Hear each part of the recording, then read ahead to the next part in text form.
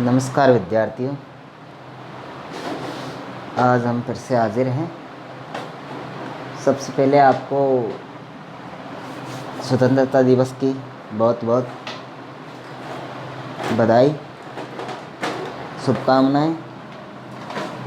और आज हम स्टार्ट करने वाले हैं क्लास 9th की बुक्स।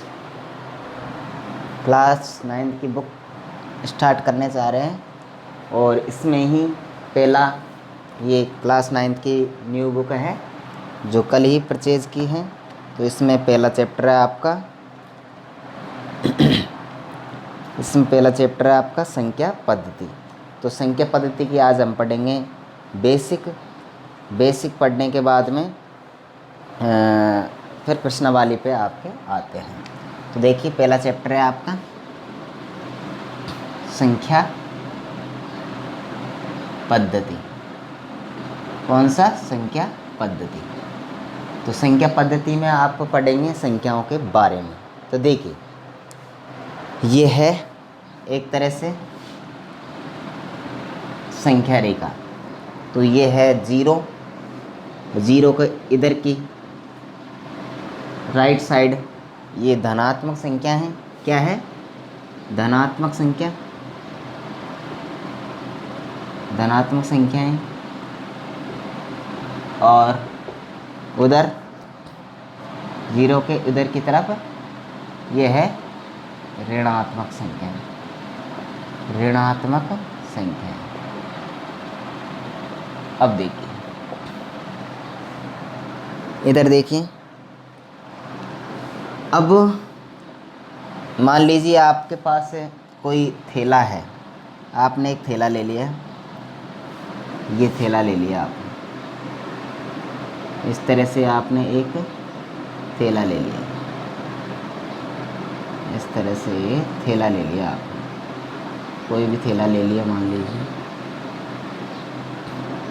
या आपने इसको बांधेंगे।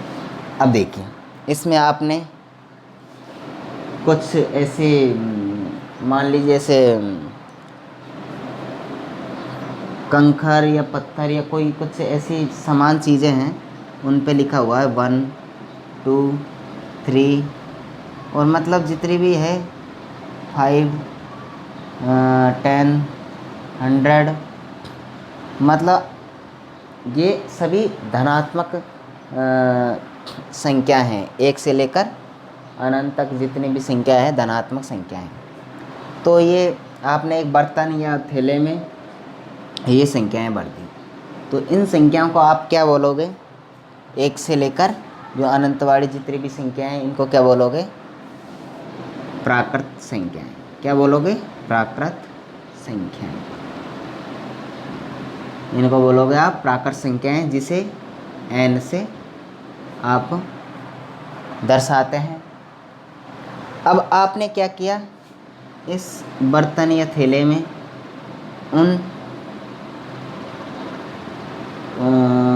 जो भी है आपके पास कंचे हैं या कुछ और चीज़ मान लो, उनके पास जैसे आपने 1 2 3 ऐसे भरे है ना, उसी में आपने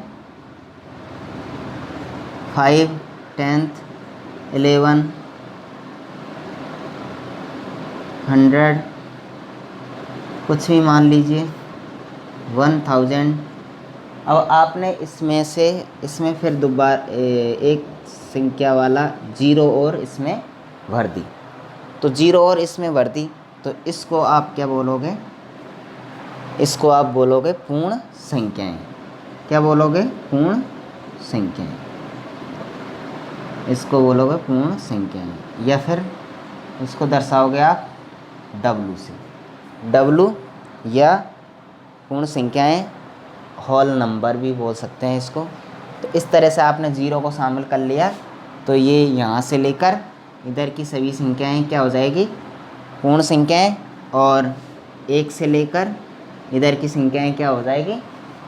नेचुरल नंबर या फिर प्राकृत संख्याएं। अब देखिए, इसी बर्तन में आपने फिर क्या किया? इसी थैले या बर्तन में आपने फिर ये वही बर्तन है, जिसमें 0, 1, 2, 3, 4 और अनंत वाली संख्याएँ, अनंतक संख्याएँ 5, 10, 11, 15 या बहुत सारी आपने संख्याएँ भर रखी हैं। इसमें आपने ये माइनस की संख्याएँ भी आपने इसमें डाल दी, -1, -4, -1000, -99, इससे माइनस वाली भी संख्या इसमें डाल दी। तो ये सब क्या कहलाई आपकी पूर्णांक संख्याएँ। क्या कहलाई आपकी पूर्णांक संख्या, पूर्णांक संख्याएँ, या फिर इसको कह सकते हैं जेड नंबर, जेड भी कह सकते हो आप, इसको जेड से दर्शाते हैं, यानी इंटीजर, इसको कहते हैं इंटीजर, जिसको दर्शाते हैं आप जेड से आप दर्शाते हो। ठीक है, तो इस तरह से ये 1 से लेकर अनंत वाली संख्याएँ हो जाती है प्राकृत संख्याएँ। और ये प्राकृतिक संख्याओं में आपने 0 को भी इंक्लूड कर दिया, 0 को शामिल कर लिया, तो ये कहलाएगी पूर्ण संख्याएँ, या फिर होल नंबर कह सकते हैं, जिसे W से आप शॉर्ट में दर्शा सकते हैं। और फिर आती हैं पूर्णांक संख्याएँ, जिसमें आपने 0 और 1 से लेकर अनंत की धनात्मक संख्याएँ और इसमें माइनस वाली संख्याओं को भी आपने शामिल कर लिया, तो ये कहलाई पूर्णांक संख्याएँ या इंटीजर कह सकते हैं, जिसको जेड से दर्शाया जाता है। तो ये संख्याओं के बारे में कुछ जानकारी थी जो आप पहले से भी जानते हैं, पिछली कक्षा में भी हमने बताया था। इस तरह से इनके बारे में आप ये देख सकते हैं। अब आप सोच रहे होंगे कि क्या इन तीनों उसमें सारी संख्याएं शामिल हो चुकी क्या? तो अभी पूरी संख्याएं शामिल नहीं हुई पाई। अभी तो आपको जैसे भिन्न वाली संख्या है, जैसे कि 0, 1/4, 1/4, 1/2,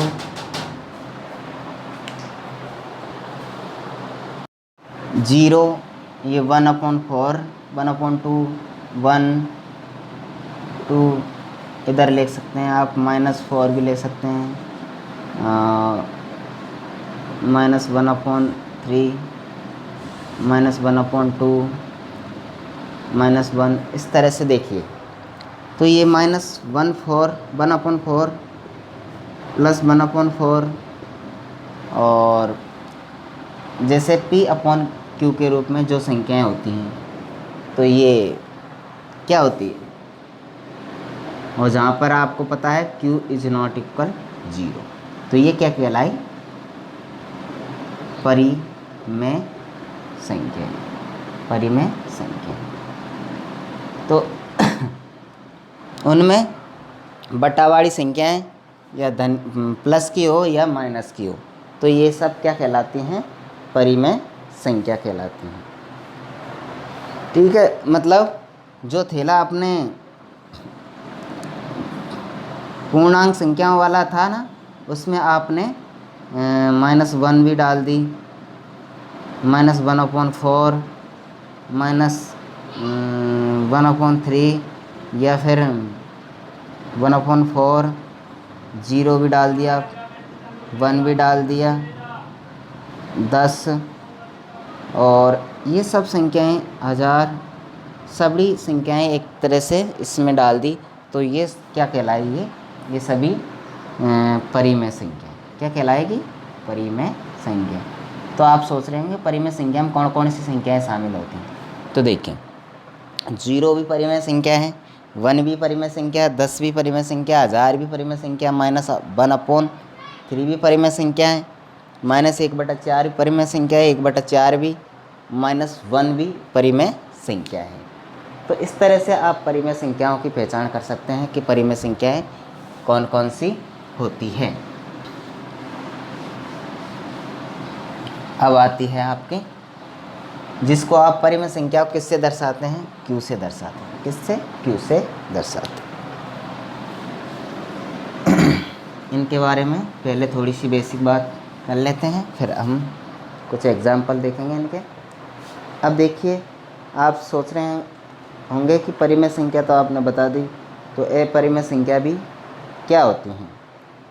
तो अपरिमेय संख्या के बारे में देखते हैं। चलिए, अपरिमेय संख्या अगला पार्ट में है, उससे पहले कुछ उदाहरण हैं वो देख लेते हैं। देखिए एग्जाम्पल नंबर 1 इसमें आपको सत्य और असत्य की पहचान करनी है। आपको सत्य और असत्य बताना है। तो देखिए, पहला पॉइंट है आपका, प्रत्येक पूर्ण संख्या एक प्राकृत संख्या होती है। प्रत्येक पूर्ण संख्या एक प्राकृत संख्या होती है। तो देखिए, आप दिमाग लगाइए। दूसरा पॉइंट लिख देता हूँ इतने में, प्रत्येक पूर्णांक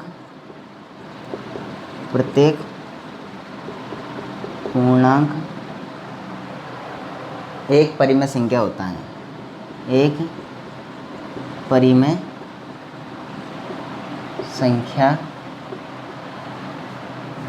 संख्या होता है। अभी बताया था मैंने सभी इन नंबरों के बारे में, उनसे संबंधित क्वेश्चन है।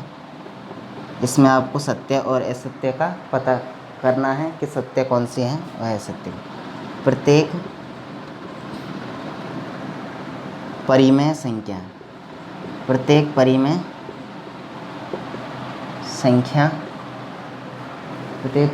एक पूर्णांक होती है। देखिए भाई, प्रत्येक पूर्ण संख्या एक प्राकृत संख्या होती है। तो पूर्ण संख्या आपको पता होना चाहिए। पूर्ण संख्या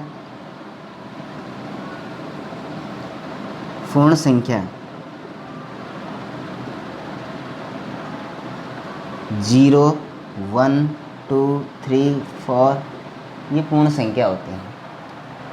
तो प्रत्येक पूर्ण संख्या एक प्राकृत संख्या होती है। तो प्रत्येक पूर्ण संख्या आपको प्राकृत संख्या थोड़ी नज़र आ रही है, इसमें तो जीरो भी तो शामिल है। तो जीरो प्राकृत संख्या नहीं है, तो ये प्राकृत संख्या नहीं है।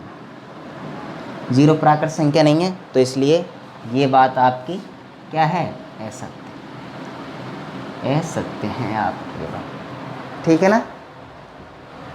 ये बात आपकी असत्य है। दूसरी देखिए, प्रत्येक पूर्णांक एक परिमेय संख्या होता है। तो प्रत्येक पूर्णांक एक परिमेय संख्या होता है, तो बिल्कुल सही बात है। प्रत्येक पूर्णांक में तो आपके क्या आ जाता है, पूर्णांक देखिए पहले तो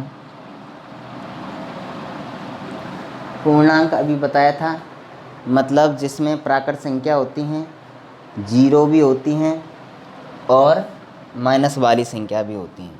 पूर्णांक यानी जेड बराबर आपको बताया था, जीरो भी होती हैं, 1 2 3 ये भी होती हैं, और इधर -1 -2 इस तरह से ये पूर्णांक संख्या होती हैं। तो पूर्णांक संख्या में परिमेय संख्या तो देखिए ये पूर्णांक भी होते हैं और बटा वाली सब संख्याएं होती है। तो ये बात आपको सत्य है, ये बात आपकी सत्य है। तो प्रत्येक पूर्णांक संख्याएं परिमेय संख्या होती है। प्रत्येक परिमेय संख्या एक पूर्णांक होती है, तो ये बात गलत है, क्योंकि परिमेय संख्या में तो आपको माइनस की आएगी, जीरो भी आएगी, प्लस वाली संख्या भी आएगी और बटा वाली संख्या भी आएगी। कैसे 1/2, 1/4, -1/3, -51 बटा कुछ भी ले लो, 102, कुछ भी हो जैसे। तो ये सब परिमेय संख्या है, तो ये बटावाड़ी संख्याएं पूर्णांक नहीं है, तो इसलिए ये बात भी आपकी गलत है। तो ये असत्य है। क्या है, असत्य। तो इस तरह से आपको इनके जवाब देने होते हैं। ठीक, आपको समझ में आ गया होगा। आगे देखिए,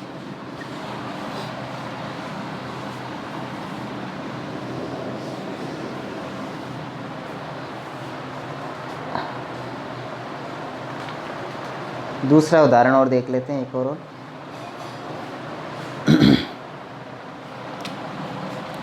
एग्जाम्पल नंबर 2।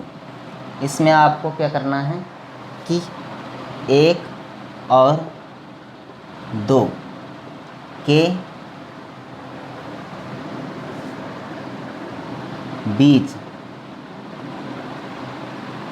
5 परिमेय संख्या, 5 परिमेय संख्या बतानी है आपको। 1 और 2 के बीच 5 परिमेय संख्याओं का आपको पता करना है। जैसे मान लीजिए पहली संख्या आपकी आपने ले ली, मान लीजिए ये S, R ले ली, मान लीजिए R, और दूसरी S, ठीक है। और इनके मध्य की संख्या निकालने के लिए, मध्य की संख्या निकालने के लिए आपको सूत्र पता है, पिछली कक्षा में हमने बताया था कि R + S बटा का 2, अर्थात आप कोई भी संख्या हो जैसे 1 + 2/2, तो ये 3 बटा का 2, ये इस तरह से ये परिमेय संख्या आ जाती है। इस तरह से आप और भी संख्याएं निकाल सकते हैं। जैसे अगर आप इनके बीच की रेगुलर संख्या परिमेय रेगुलर संख्या निकालना चाहते हैं तो देखिए कैसे। आपको 5 निकालनी है, तो 5 + 1 = 6। तो ये 6 आपको क्या लेना पड़ेगा, हर आपको 6 लेना पड़ेगा। तो देखिए भाई 6 बटा का 6, 6, तो इसका मान 1 होता है, और 12 बटा का 6 = 2। तो आपको इस 1 और 2 के मध्य परिमेय संख्या निकालनी है। तो देखिए, तो 6 बटा 6 इसका मान 1 है, तो ऊपर की संख्या आप बढ़ाते चलिए, यानी 7 बटा 6, 8 बटा 6, 9 बटा 6, 10 बटा 6 और 11 बटा 6। तो इस तरह से आपकी ये 1 और 2 के मध्य की 5 परिमेय संख्या निकल आई। इस तरह से आप और कई दूसरी संख्याओं की भी निकाल सकते हो। तो इस तरह से आप 1 और 2 के बीच परिमेय संख्या निकाल सकते हैं। आप चाहो तो ऐसे भी निकाल सकते हैं, यानी 1 और 3 बटा 2 के बीच में, फिर ऐसे ही करके बहुत थोड़ा लंबा, ये टिपिकल कॉम्प्लिकेटेड होता है, तो ये ऐसे निकालना थोड़ा आसान रहेगा। तो इस तरह से आप निकाल सकते हैं। और वैसे इनके बीच परिमेय संख्याएं बहुत सारी होती है, अनंत होती है। आप ऐसे निकालते निकालते परेशानी हो जाओगे, लेकिन इस तरह से आप शॉर्ट में आप इनकी रेगुलर संख्याएं, परिमेय संख्या निकाल सकते हो। ठीक है, तो ये आज के 1.1 के पहले के सारे एग्जाम्पल आपके पूरे होते हैं। तो आगे अगले वीडियो में आप एक्सरसाइज इसकी वो देखोगे। हाँ, तो आज के लिए इतना ही।